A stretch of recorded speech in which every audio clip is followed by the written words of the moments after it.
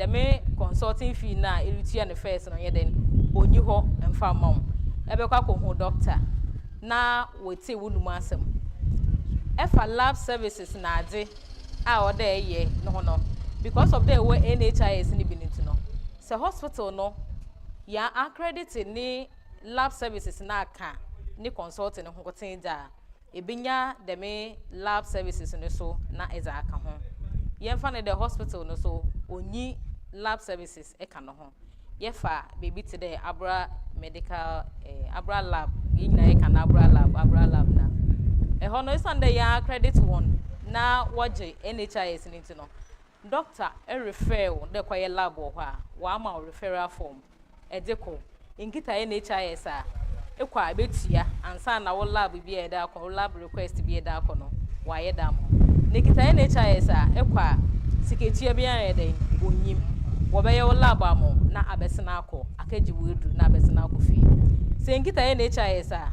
de me enyem ebie ni compare ne hwe ebetia wo ke nyina ansa na abesena ebi mpo na esika na de kọ no anso wo de free fie na ebobosia na de ka uska no ho ansa na etimi na wayarehwe we wie peye because of NHIS ni no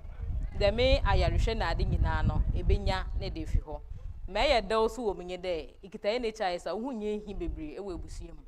nyo aja yala ikita NHIS a ohunye hi bebre inyo frɛ na ebisa oh waka me medical bay 100 cedis wo hospital ho what's in the minti ansa na makọ send them money pa no bisa when there I the health kwaya inyo oh okay mata o misana mo sisia e the health kwaya mala menye bi mi de na ewu impo mala mi treat awo mata mefro obedum ni phone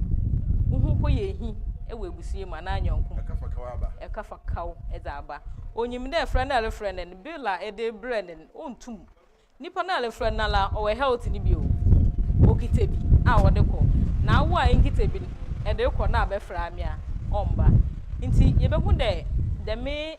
infasidi ye be den ye benya no wa ma yesika sam a de misika na nka e ko spend wo hospital no e betimi na e save sika wote dem no na e da to ho na e so da bo e bra foforo e wo ho e bi oda hospital na we twanyum ayem o twa ya me wo jere onye bia ma o mi no njore ye wewu na oda kwa sa aben 7p na fi atum na akọyim nta pomedin se chi bampanyin fo se de ya magbo ya meda wo be na aba tina ha na fi wotum na onye dom etum ezinkita ho nta antemfo o mama do nse ne so de onye ahogboa na fi wontum wontwa na ya pomedin se chi bampanyin fo na wo ba etum na wo se etum etwa na ma na ezuwujuma na bibia so etum na aya mukam dibadunu do so on che biara eye mpanyin fo mu wie na fi etum na ya ko manager, young share Amona, we boy or ye fiazi, our hospitals. We have only public hospitals in the NHS. We have only public or drugstore or pharmacy, no, and then the private ones here. Yeah, before I had insurance, only hospital whether private or public, no, or there, or for accreditation. My NHS for you to me there, hospital away of fata there, yamo, tum my share, yamamas as man. What about Yamu be neither accreditations was no as I'm on a grade room. What shall when Yamo was a grade into a cheap zone urban center or a health center or district hospitals, regional hospital, what share?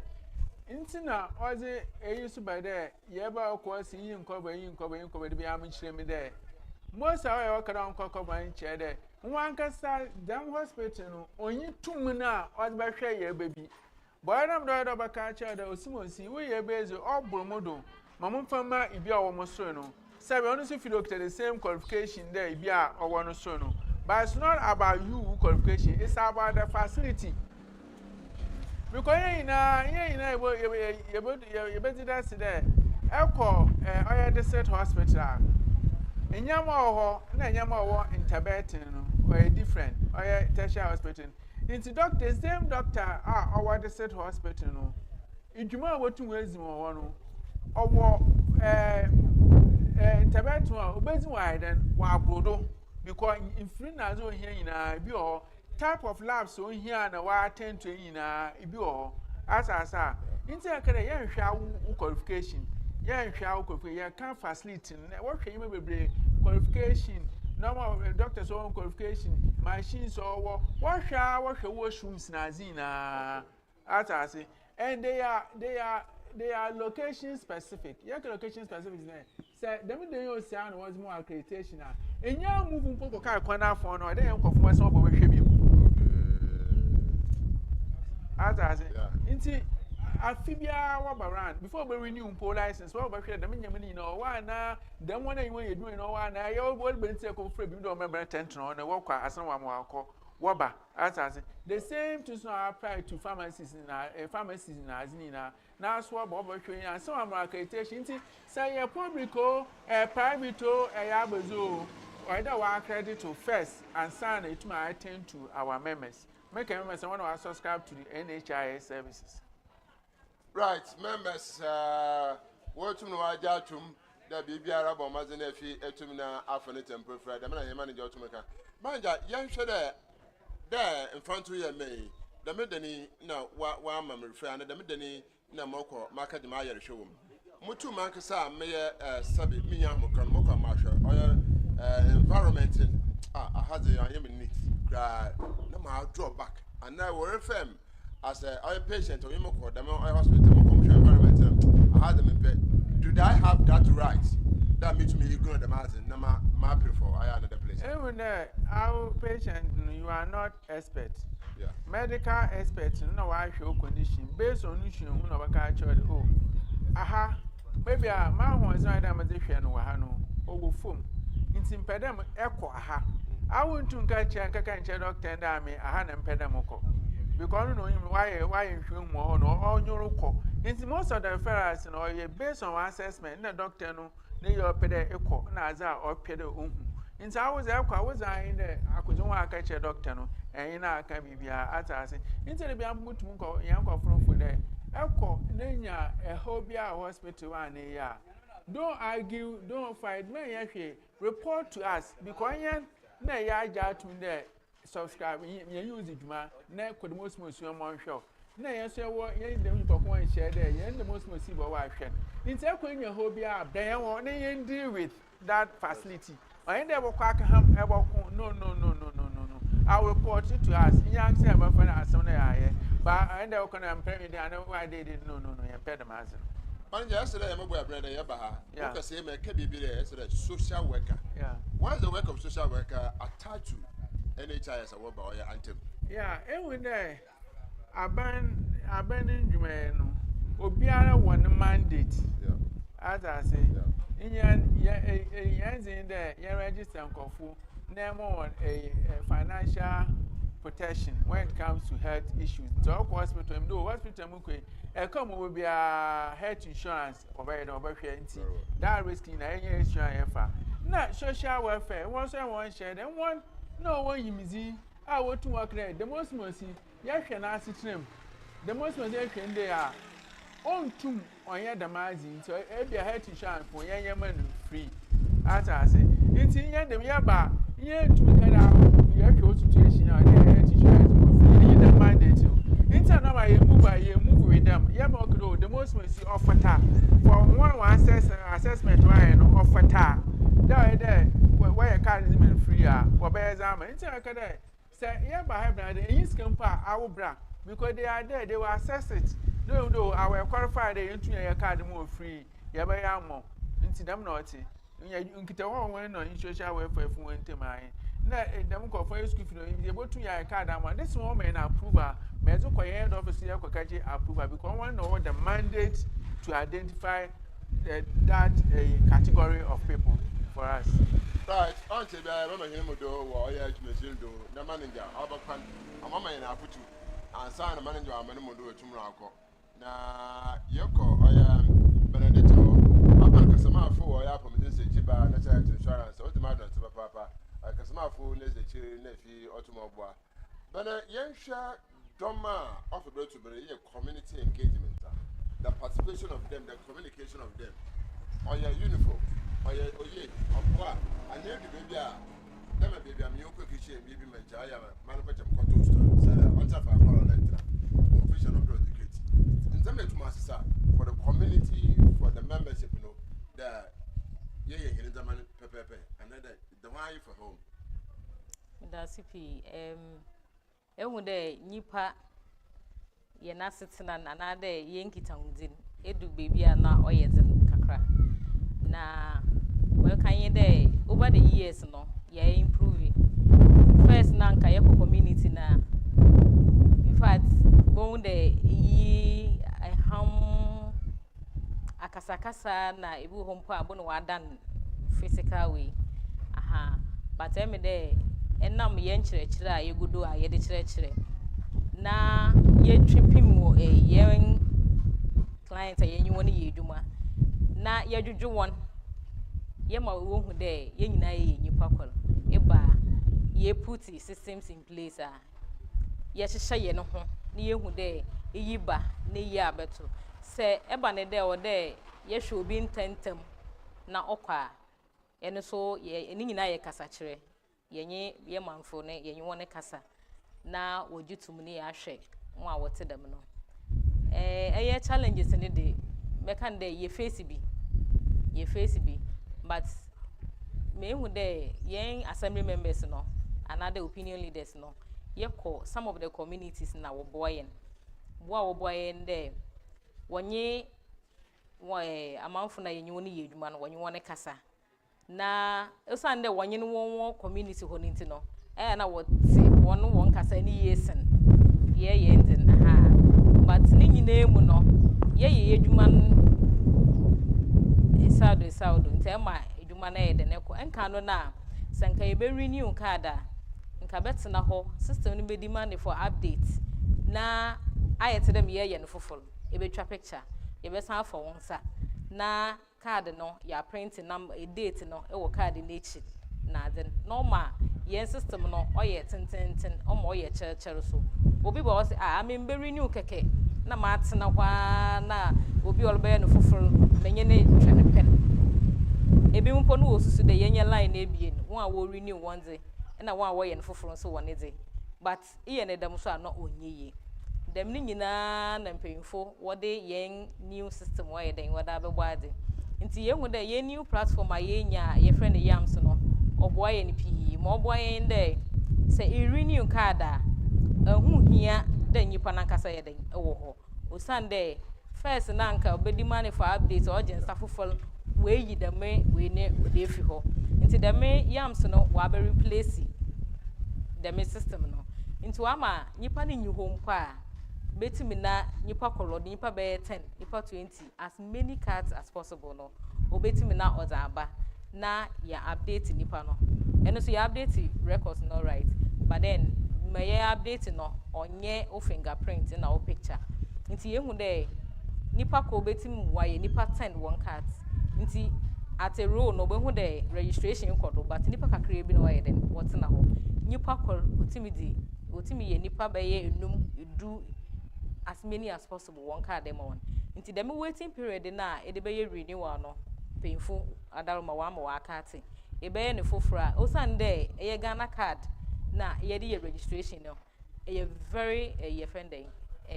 oye intentem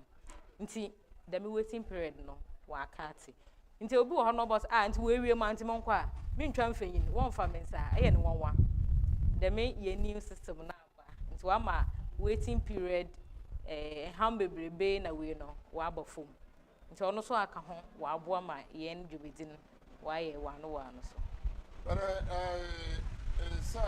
what they are there with you mention e bo na abado I said meje wo kura mama ba ho no so me chere baba na me tell the manager at enemy mu ku no so me man mu ntum twande mu kama news na manager wa pass mu tu na adam an kwto manager ho nti e bo na abado da wo tum na ye de dem pempesi aba futune di jahin nkan ye bantem ye akomane de ho da mehebu okay me da sipi me futu a me de ma enye de se de ma manager ken no ye ne magic code no wo ma enye dwuma ansa na e be fru fie na aba de e be renew card another ye nhwempo ma won ma obi obe no me hia anyi star 929 hash star 929 hash. Option 1 e dey validate o card ne dey abe time na card no e den obewu yemfa ne dey fiti 1 month up to 3 month period ni mu e na o card ne bewu a ebetum na aba na ye renew ama time ne so na se card ni wara na che dey wa atua do oda amon obetua do oda amon nti bomodin na master 929 hash no onye adwuma fa check da wo card na wewu another onwi ansa na etu anabonde ye den ereba ebia na o card no waka bosum esia ebia waka bosumudu ansa na wewu yesre me ha ho na mba iye dem homework yi wo fie a eba ebeboa yen ebeboa so ho ye be yedwuma ne ntentem na wo so etimi na akedi dwuma foforo so that's ebe yedwuma ne ntentem da me na beredeta kudo ora kachira hin enti bade na so papa na mo chane so da abe foforo ayin so be ka manager no do mo no apomete se chiba da me oy handbook pi nyere ya age wo kwa pro na wa me ne bia de wo oso na no odo kofie akwa na odo akwa akwoto ebe ko bi ni fie na wa bem odo so wura na nda bia so kwa obaje foforo yan chane so sire da me ta me ni na no ofere to bere no me baba na afo no kokoro se ekofie asua akwa na ba foda etum na ewu na health insurance order makaka ho the package and the benefit the man so na aya right and responsibility pi wo buku yim entum kenkana wo ba na okọ school bo mazina na kenkan entum nchira no nchechire me nchira na bibia atase buku ohia ba se da ko mo ofia na mo so free from diplomat obocho ay me primary new me na code no gba na he mo lo so mo boy me na mo buku bi kabe ana ni ifiri okugbe mi bu fi okugbe mi dama nti etubi ehu a kure ni yei ebi owo die ma fa ya gasman na fa nso wura na antontin na ankraban aso abakawa waso ga na yika so na ankraban no de sika na de gbo de ma di ha wokyo na won tete ma ne fi to mi sia na what the policy da ya butu ya to aje manager wa futi ya de mehimu yeah there ma chance no okay there Ngofu pin one health insurance was okay dey obi abaka cho health insurance on ye dwuma biara obua ama futin there say irituem pa oye 30 cedis no e divide 30 cedis by 360 or 0.08 which means that undo that quote 10 pesos simple that quote 10 pesos undo into say other say yeah na what can I call hospital akeke card on 50 cedis and I buy a horse and we bushia and when yanku bia na wa na ebon ho abo opons ka say na na echi na so yes ya ba yen social welfare fo yen won ba ehwe na yin ska bra you amazing kita no hu no nkra odam osimosi ya register insem ka yen hu sense o de ejebi we echi obi anye excuse a obakara ami health insurance card no me ye sabi odo de ma intua ho rent biara wait yim hwiyim ka esem no mo no pagu phone no po a kira zinam de bia nti wo ha yi da mama ka try de obiara ombra me health insurance no awu mpo na wo wen yeri de mpo a bra na baye na foto enyim eda no baba mfoso ozamo a na bia enye ni nti wa baye hawo ozamo wa baye hawo ozaman sa alfa nkwani yankwa iPhone katankwani yanko osana abata wa to nsa afro katankwani na oche kakala ola kamishuo na cha yankwa kamishuo yankwa na nkaka zo tumi suwa be 2 days simpona to na ndo sala itumi agbonija na we jere na repenti abakọ nka no na mama ya nkatankwani na adabank na aka ho a papa ja oya fedi agro e bada oya opey matthew do as papa aye achiraba aye Benedict Okujo da ya mina dum wa ba cheche hinaze nemom antemfo wan chane so da ya mabo abrada waso waraba ha wosi yisige mpo abra baba na pa ya chira 9 o'clock ya chira wa chira 9 o'clock na bibia set nti won taso nda na domi njada dom wa ha wa dan ho eja won kasa ho definitely so obo no nsia o'clock bompo no nsia o'clock because all the baby aba na picture ni twan na aderesa wenye mene mba anada nzeme bi ha no no mbwa odi bebi a opuna o mama wo be do ahuna award me when ya umma maza na umbra da me hu nhye wa ha abotum no aboa me bibia so tuma koyi nti e beda waso papa ya me nhye won na ma aka mbiri kuma ba bi ma idin ya bewie wa ya ntema ha na ma e bokwa akwa ata papa na ga nyem mane ata papa na se nti bokwa fa na ata papa no so aba ba kirem na efe tum na akire na ya akotena yim to nche biara idin ya bewie nti manager da se ya me nhye papa ya me nhye so akonya wazi Yeah, the one assist. That's as we drink. Also. Thank you. Aha, and the ever dying you was, and I remember. Nephew, inquire to Papa saying something.